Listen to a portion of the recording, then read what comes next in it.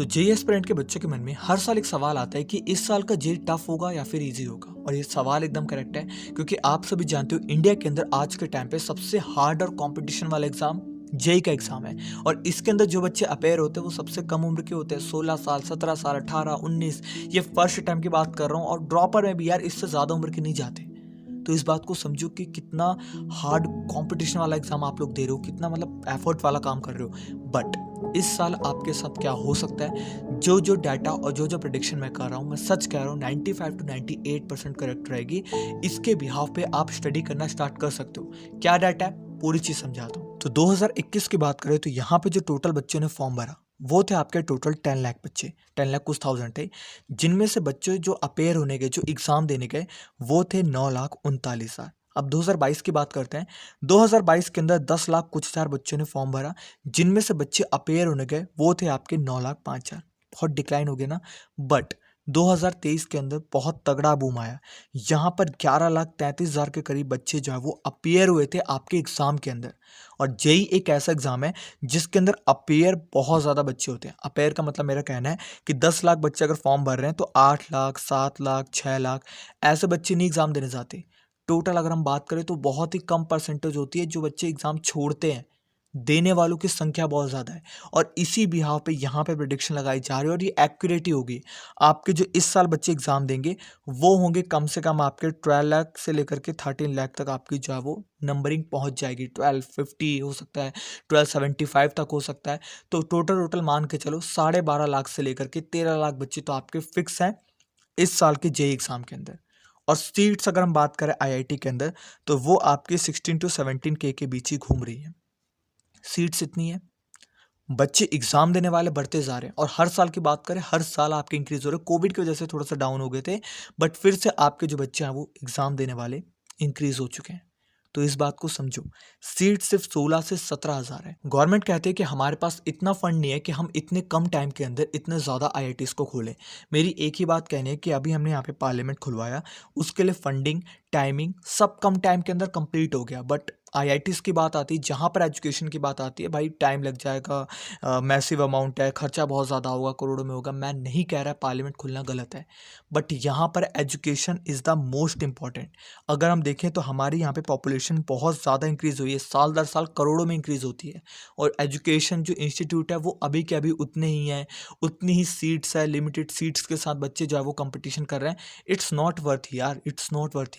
और दूसरा रीज़न जो 2024 के एग्ज़ाम को टफेस्ट बनाने में काम आया, क्योंकि यहाँ पे जो 12 लाख बच्चा पेयर हो रहे हैं वो 16 से 17,000 सीट के लिए हो रहे हैं।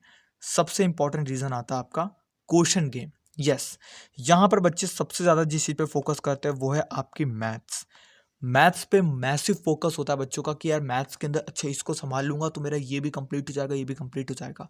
मैथ्स के साथ साथ इस बार आप फिजिक्स और केमिस्ट्री, इन दोनों को ही ना अच्छे से कंसीडर करो, क्योंकि इसके अंदर जो आपके सवाल हैं वो आपके बोर्ड लेवल के हिसाब से भी आने वाले हैं। मैं सच बता रहा हूँ, बोर्ड लेवल के हिसाब से आने वाले हैं।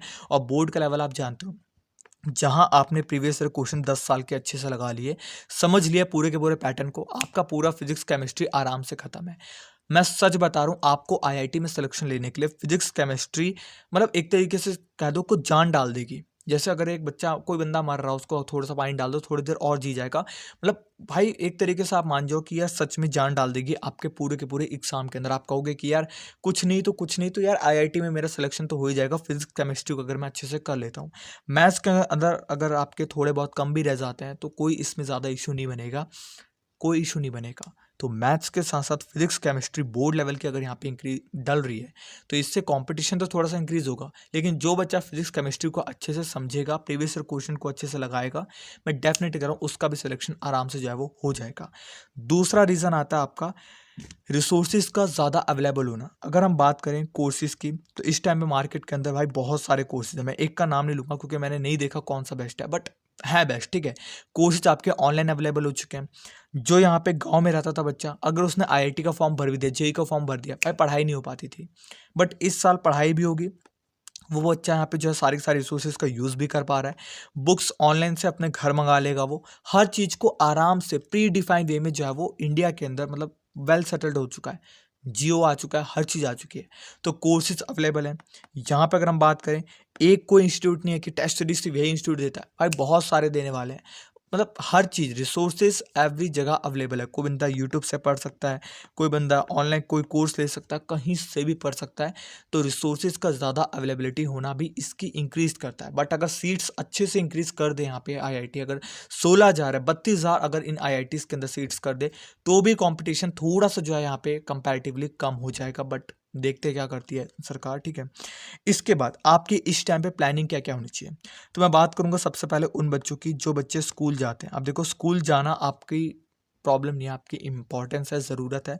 तो स्कूल के अंदर एक चीज़ का ध्यान देना, बिल्कुल टाइम वेस्ट मत करना, कहीं पर भी टाइम वेस्ट मत करना। स्कूल से आने के बाद आप अपने जो ऑनलाइन कोर्सेज ले रखा है उसके 6 घंटे के 7 घंटे के लेक्चर है पूरे कंप्लीट लेना। 1.5 में अगर आप देख सकते हो तो देख लेना, 1.5 में वैसे ज़्यादा समझ में नहीं आता। अभी पहली बार देख रहे हो तो 1.2 अगर आपका चलता हो फ़ोन में तो ठीक है, वरना 1 पे देखो, आराम से देखो। एक एक कॉन्सेप्ट को सबसे पहली बारी में तुम्हें समझना है भाई, समझना है, उड़ाना नहीं है। और उड़ जाता है दिमाग से कॉन्सेप्ट, उतने जल्दी जल्दी पढ़ोगे तो उड़ाना नहीं तुम्हें। तो यहाँ पे स्कूल से आने के बाद अपने 6 घंटे के बराबर लेक्चर लो। जो जो पढ़ा तुमने लेक्चर के अंदर, अगर टाइम नहीं मिलता है स्कूल के अंदर ही उसको रिवाइज करो, अच्छे से रिवाइज करो। भाई देखो, खेल कूद आपका बाद में हो जाएगा, 1 साल 2 साल, एक बार सिलेक्शन हो गया, इस साल सिलेक्शन हो गया 2024 के अंदर, उसके बाद आराम से ऐश करना, थोड़ा बहुत पढ़ाई करते रहना, अपना आराम से एक अच्छी सी जॉब लेना, फिर वहाँ पे काम करना, घर आना, आराम से अपने महल में रहना, उसके बाद जीवन जीना आराम से, कोई टेंशन की बात नहीं है, ठीक है। और जो बच्चे यहाँ पे नॉन स्कूल के हैं, जो नहीं जा रहे स्कूल, जिन्होंने यहाँ पे ओपन से कर रखा है, फिर कहीं से भी ले रखा है, ठीक है, तो उन बच्चों से कहना चाहता हूँ, आपके पास टाइम है, आप दबा करके लेक्चर लो। लेक्चर लेने के बाद आप आराम से उसको रिवाइज करो। रिवाइज करने के बाद आप अपने आराम दिन को जो है आराम से निकालो, ना कोई प्रोजेक्ट प्रैक्टिकल इन सब की आपको ज़्यादा टेंशन नहीं रहती, क्योंकि शायद इन बच्चों को बनाने की जो है वो कहीं से मतलब जो है वो नहीं होती, ठीक है। तो यहाँ पर था ये बहुत इंपॉर्टेंट कि मतलब जो जिस तरीके से आपका जेई जो है वो हार्ड, भाई देखो लग रहा है मुझे हार्ड आएगा, क्योंकि एक्चुअल बात है यार, इतने सारा बच्चे हैं तो कुछ ना कुछ तो सोचेगी। ऐसा तो नहीं है यार कि एकदम से 2+2 4 होता है, ठीक है, ये क्वेश्चन डाल दूँ तो सब बच्चों के एकदम सेम मार्क्स आएंगे, क्योंकि सबको पता है 2+2 4 होता है। तो मैं एग्जाम्पल लेकर के बता रहा हूँ, इस लेवल के तो क्वेश्चन नहीं होंगे, ठीक है। तो इस बात को तुम्हें समझना है। तो यहाँ पे इस वीडियो का